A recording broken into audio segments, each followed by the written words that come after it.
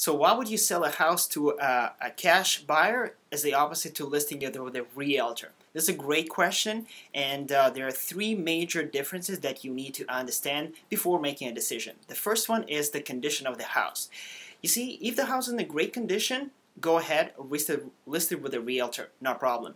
But if your house does need some repairs, you need to understand that keep some money on the side to make those repairs first before putting it on the market, because that's going to be the first question that realtor is going to ask you. What's the condition of the house and if it presents itself well? And when you actually find the buyer will have to pass the financing and apply for the loan, and banks will not lend the money on a house which is not in a good condition.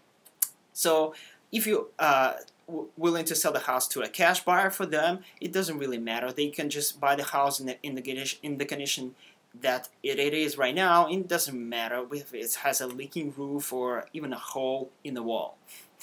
And the second difference, it will be timing. You know, time is money, and if you are willing to list the house with a realtor, just keep in mind it might take some time to sell the house. Depending on the inventory of already existing listings on the market, it might take maybe 6 or 9 months, maybe more, even maybe less, depending on the area where you're at.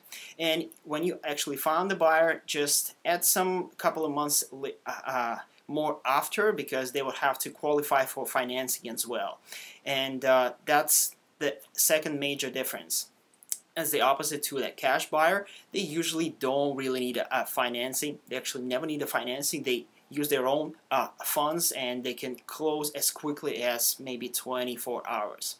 The third major difference is closing costs. If you found your buyer through the realtor, it is going to be a regular transaction. But traditionally, a seller has to pay for the closing costs. As the opposite to a cash buyer, they usually pay the closing costs. So to wrap it up, if you have time, if you have some money to fix the house, or your house in a great shape, then you should go and call a realtor.